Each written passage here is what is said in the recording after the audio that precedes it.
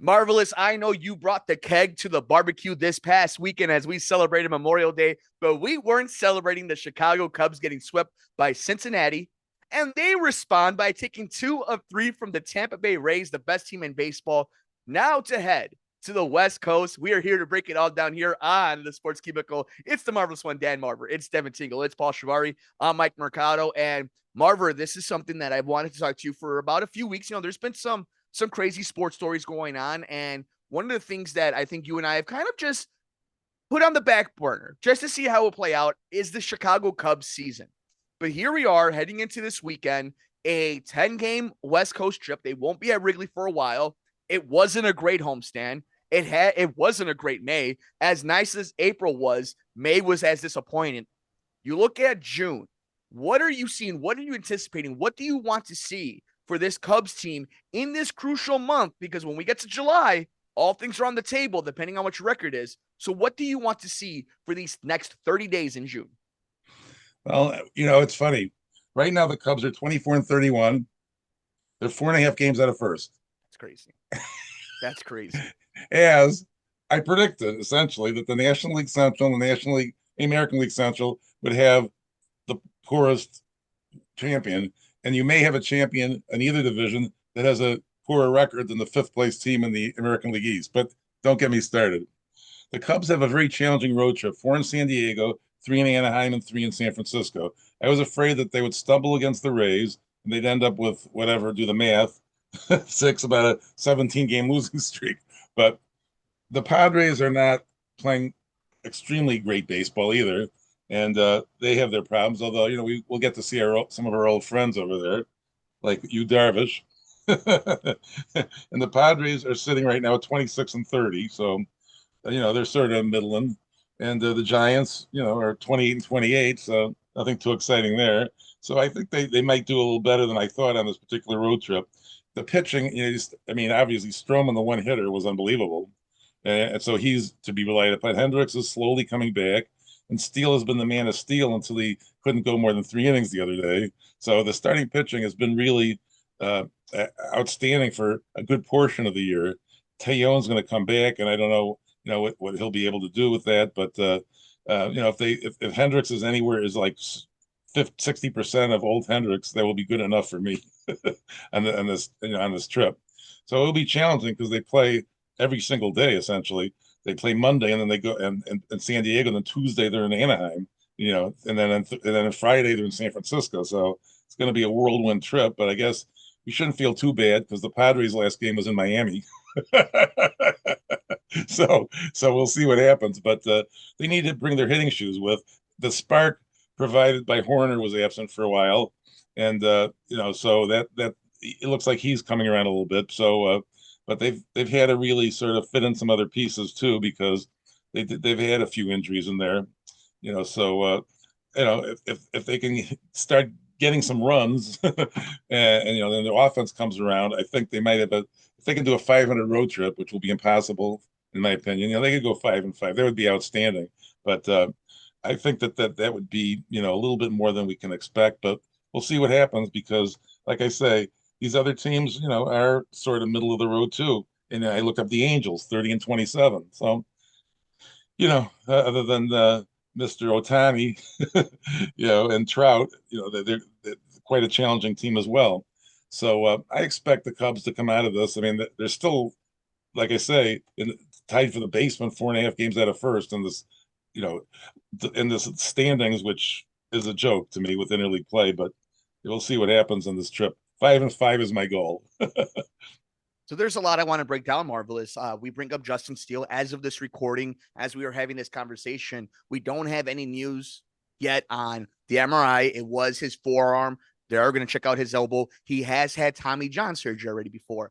I don't know if it's going to go to that extreme. I could have egg in my face in any moment now, but I do feel like there would be more of a whisper. There'd be more concern, and I don't know if that's what we're getting right now, but we'll have to keep an eye on that because he had a bad game his last start, and then he only went 3 innings. So there might be something to this injury. Maybe it's fatigue. Maybe he's been going so hard. He had a great start to the season. So it's something we're going to have to keep our eye on. And I think this team when you look at all the numbers offensively, what they're doing in one-run games, what are they doing with runners in scoring position? The bullpen was a hot mess for a long while. It feels like they've kind of maybe worked on it just a little bit, but again, they're relying on arms that are either reclamation projects or young arms. So there's a lot still that we have to see there. And then on this offensive side, why is Master Boney batting second and having 4 at bats, and in the ninth inning, guys on a full base of guys and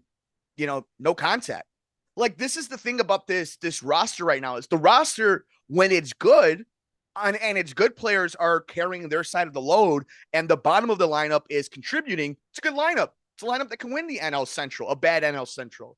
Then what you're seeing right now is kind of a thing. The Hosmers throughout the season, the Master Bonies throughout the season. You're seeing what happens when Patrick Wisdom isn't knocking it into the basket. There is something about Christopher Morel not playing.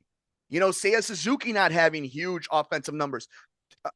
Dansby Swanson, who I thought was the right move to make this free agency season, honestly is more of a defensive-minded shortstop that makes good contact and is going to be an all-pro. But he's not a thumper. And if you really look at this team right now, with Matt Mervis not, again, this is a rookie, but Matt Mervis not being that guy that you will hope will carry a lot of the offensive load. Not having Cody Bellinger, Seiya Suzuki kind of coming into form, but he's not somebody that's going to hit 30, 40 home runs. And your infield isn't built like that. Some infields in Major League Baseball are built with studs that are both great defensively, but also could launch the ball 440 feet. This Cubs team doesn't have that. And that's okay, because you're supposed to get that in different positions. They've been injured, and some of the guys haven't been performing in that way.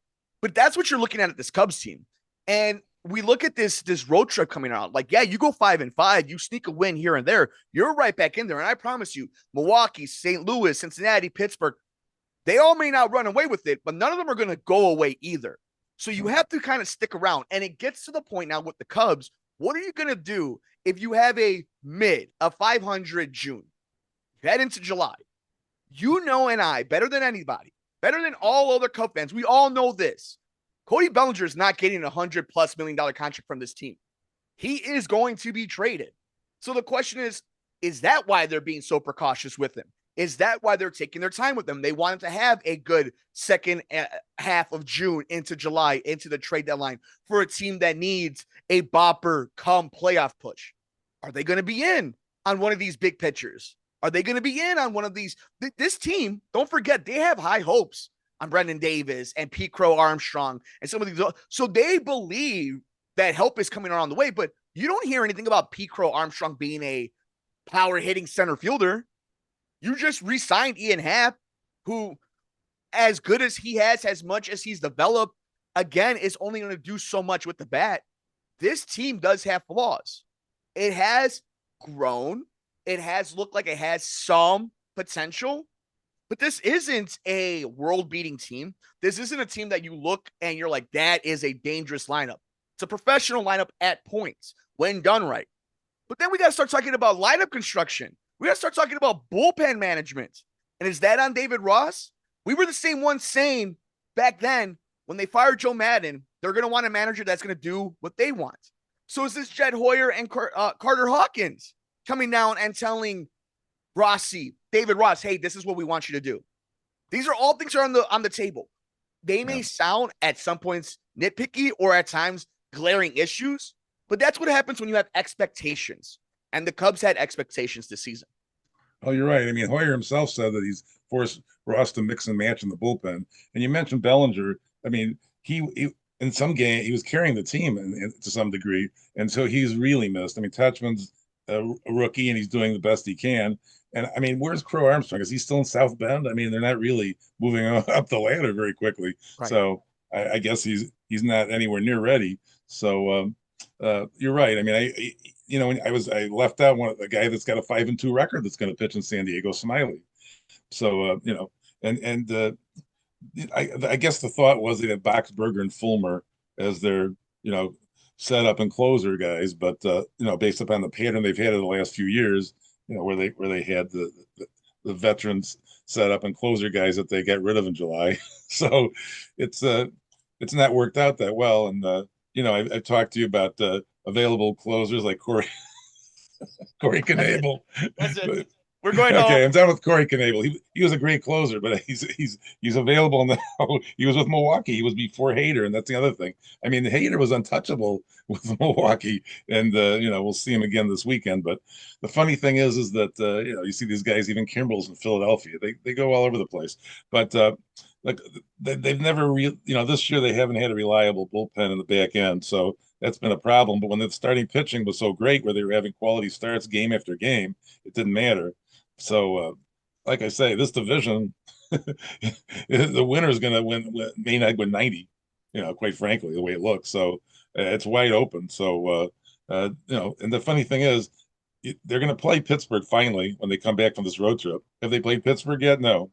It's going to be middle of June, and they will not have played the Pirates yet. It's ridiculous.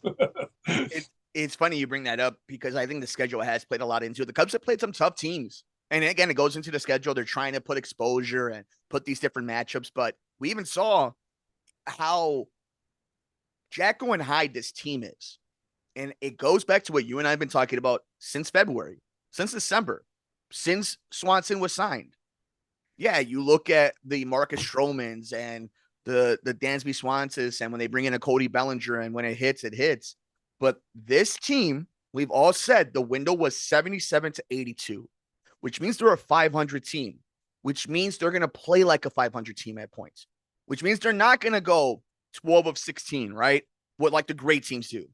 It does mean there's going to be times where they win 4 of 7, and then they lose 5 of 8. It's what a 500 team does. And it's what's frustrating when you have a team like that also had expectations after a fun start in April. But I think we do have to have some perspective.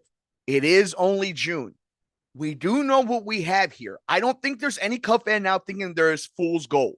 I don't think there's anybody that's going to get fooled as a Cub fan that this team is going to make a crazy run, that they're going to be the Miami Heat of Major League Baseball this season.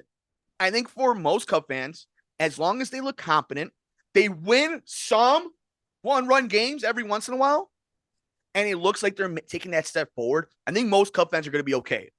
I think Cub fans are done with 66 wins. I think Cub fans want that 79 to 84.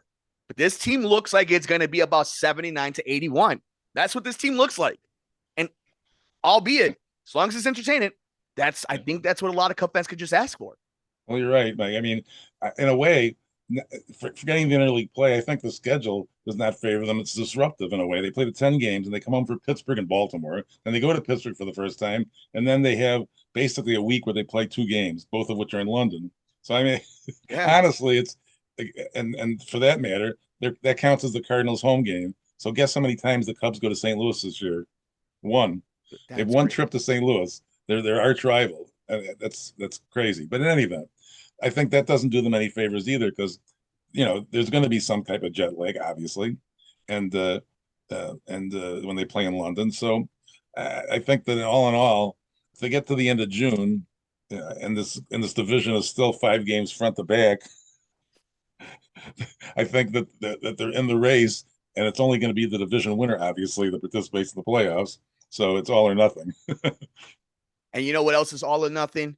The love that we have for our amazing friends over at Sheets and Giggles. Make sure you check out their amazing inventory this summer season. Feel good in the air conditioning while you're sleeping and resting, watching the NBA Finals, watching your favorite baseball team, Netflixing and chilling, watching that dumbly named HBO Max. I'm sorry, just Max. However you enjoy your nights, do it in style. Go to Sheets and Giggles. Use the promo code, the Sports Cubicle, Sports from the Couch, for 50% off your next purchase. Check out those eucalyptus mattress, sheeting, and bedding. It is amazing. It feels so good on your beautiful skin. That's Sheets and Giggles, the Sports Cubicle, Sports from the Couch. Also, thank you all for the support over for Lucha Dog over at Kickstarter. Check us out. Kickstarter Lucha Dog. We're about 2 weeks away from being done with the campaign. We're about 30% there. Check out the children's book. Check out the synopsis, what we're doing, what these proceeds are going to go for some of these sales. So we highly suggest you check it out. Thank you all so much for the support, and thank you all for the love. And thank you to the marvelous one, Dan Marver, for all those amazing baseball takes. For Devin Tingle and Paul Chivari, I'm Mike Mercado. Follow us all over social media. We're on Twitter at Sports Cubicle TV. We're on YouTube at the Sports Cubicle, and everywhere else in the universe at Sports from the Couch.